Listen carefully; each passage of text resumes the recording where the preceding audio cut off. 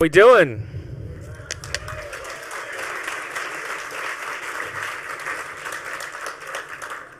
Excellent. Just a reminder that there's been some schedule changes. Robert Steele is going to be in here tonight at midnight rather than next door. The tract in the other rooms is an hour behind at the moment, so please keep that in mind if you're trying to catch that. Make sure you check out everything that's going on in the mezzanine level.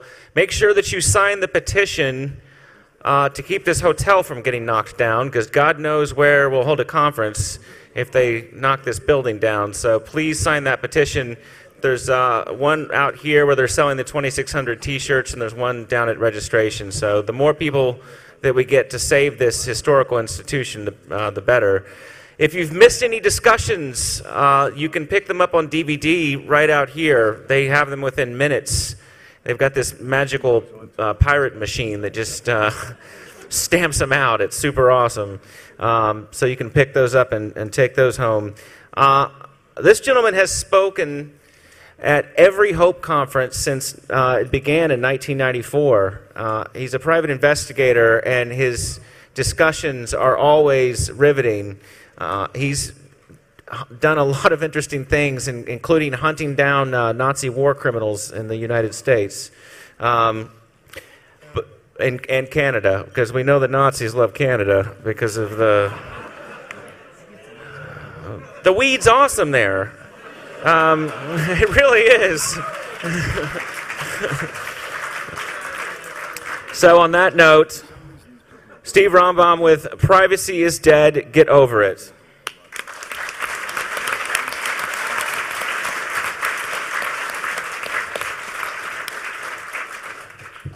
I apologize, I'm going to have to use this apparently today. Can you all hear me? In the back? Louder? We're screwed here. How about now? Okay. I am Steve Rambam. I will be your substitute teacher for the next 3 hours.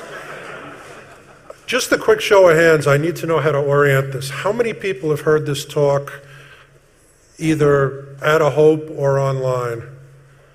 Holy crap. Okay, well, I thought it was going to be much less. You're going to be annoyed about 30% of the time. About 30% of this stuff is the basic stuff that is in fact necessary to say what? I have 2 rules. Turn off your cell phone, no heckling. Other than that, we'll be fine. This is going to take about 2.5 hours. This is normally an 8-hour seminar, so I'm going to do it like a speed freak. I would very much appreciate no interruptions, following which there's going to be a half-an-hour Q&A. I have 3 very impressive people with me today. I'll introduce them before the Q&A, and we will jointly answer your questions. This is Privacy is Dead, Get Over It. With any starting point, it is possible to build a complete dossier on someone. Doesn't matter what it is, a social security number, a MAC address, an email address, a license plate. From that information, it's possible to discover everything about someone. Sometimes you can only link one piece of information to another. Sometimes you can grab things wholesale. Now, in the past, can I help you? Try to keep the aisles clear. Okay. Before we continue, I'd like to emphasize one thing. Everything that we're going to be discussing today is open source or semi-open source. By semi-open source, I mean available to investigators, available to security professionals, probably available to half or more of the people in this room.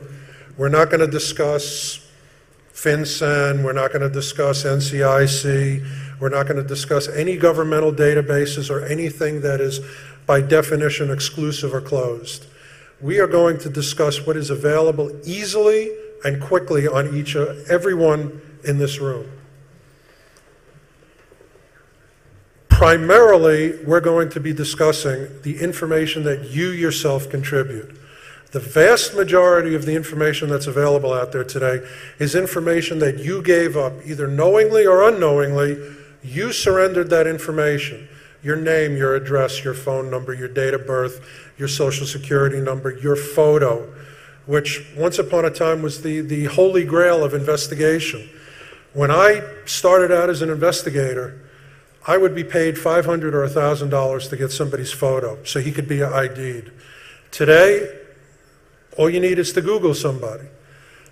Information like sexual orientation, politics, finances, activities, business relationships, friends, family, all of that is open source these days. When I started out almost 25 years ago, this was confidential information that you had to hire an investigator for. This is how it used to work. And a lot of what we're going to be discussing today is going to be how much things have changed. Not just how much things have changed since I first started speaking at Hope, but how much they've changed in the past few years. As an investigator, for example, somebody would give me a telephone number. From that telephone number, I would get the name and address. Everybody here knows how to pull a CNA. From there, I'd get date of birth and social security number. From there, addresses, family, place of employment, businesses, real property, marriages, divorces, everything that's public records, criminal records, civil records, other semi-public records or public records, driver's licenses, motor vehicles, and so on and so on. All of that starting out with one piece of information. Maybe not a telephone number, but an email address, a name and a date of birth. That's how it used to be. You would take an end of a string, you'd start pulling, and by the time you were done, you would have a complete dossier on someone. And by the way, I mean, there's much, much more. I ran out of space on the page. Today, not necessary. Today, you start with a telephone number, you plug in a telephone number, and you immediately get a comprehensive report or a combo report or whatever it's called on the system that you're using. I plug in your phone number, and I immediately have your name, address, social security number, date of birth, driver's license, motor vehicles, family, residence history, employment history, and so on and so on. It's no longer necessary to do it piecemeal. Everything is cross-referenced. Everything is available in one glob. I think I went too far. There we go. Sorry about that. Let's talk about what's changed in the past few years. Now, this says what's changed in the past 10 years. Frankly, let's talk about what's changed since the last Hope. First of all, computing power and speed. When I started out, I had a Mac with a 128K floppy disk. I had to put in the program, pop it out, save the data, put in the program, pop it out. I mean, now you have 4 processors, 8, quad core, whatever. Speed is unbelievable. Storage is unbelievable. I routinely buy more RAM than I had in a hard drive. I'm glad to see that people in the front few rows are approximately my age. Sometimes I talk about this to trainees, people in their early 20s who are becoming detectives, becoming federal agents. And a lot of this is like talking about the Stone Age. Storage power, processing power, exponential increases. Department of Homeland Security, who I understand dropped by yesterday, they save 75 years now of entry and exit in the U.S. They will never throw anything away ever again. Everything is now digital from the get-go. Everything is now digital from the point of inception. Your medical record, keyed in at the nurse's desk. Your travel, it's not a paper handwritten ticket anymore. Your credit card records, immediately. I can do a charge over the phone, log on to my Visa account, and see the charge within 30 seconds.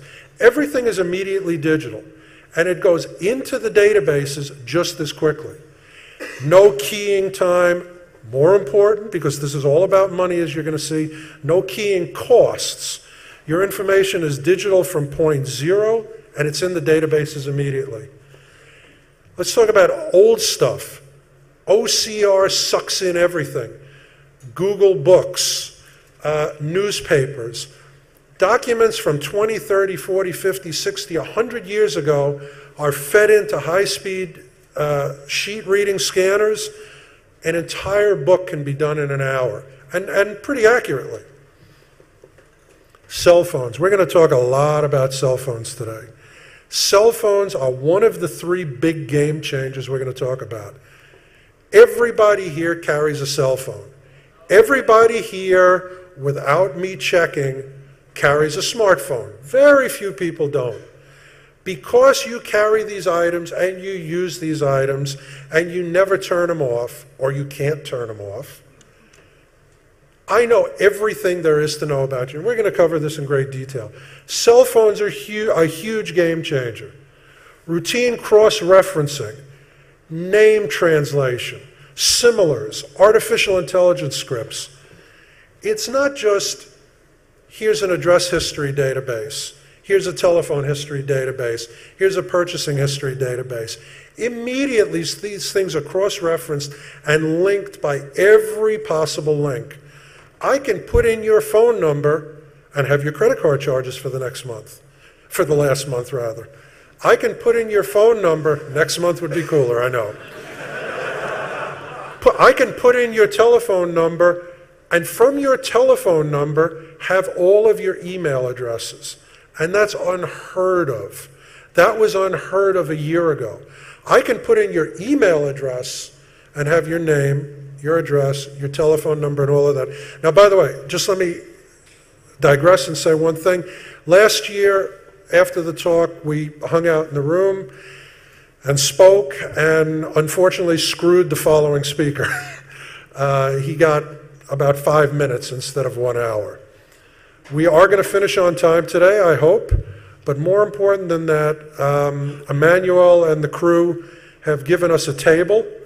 We are going to leave here, go to a table. One of the things that we're going to do, other than answer any follow-up questions that we didn't have time for during the Q&A, is I'm going to let anybody who wants to come over and play with all of our investigative databases. Not just the stuff, oh yeah.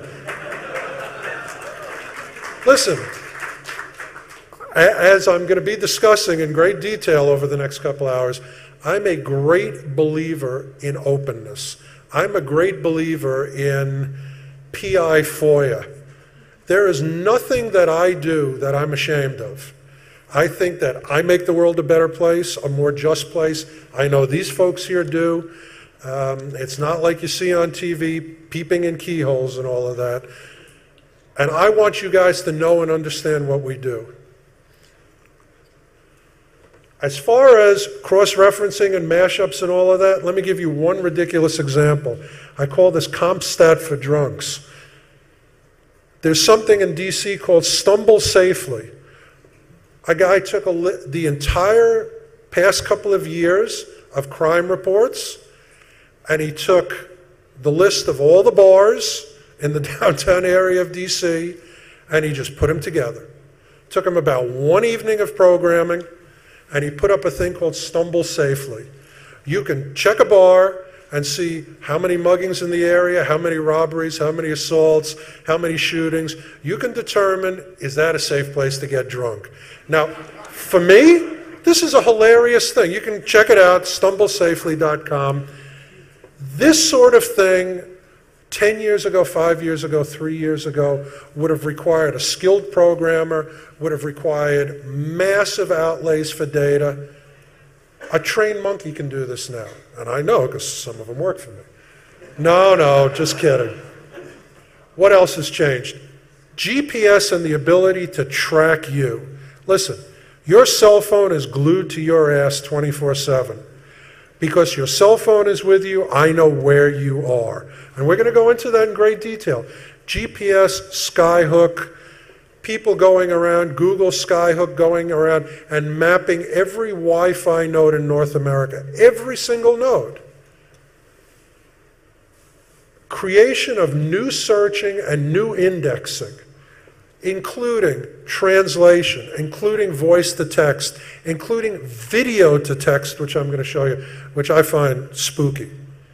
And last but by no means not least, one of the other game changers we're going to talk about, intelligent cameras with onboard analytics, onboard facial recognition,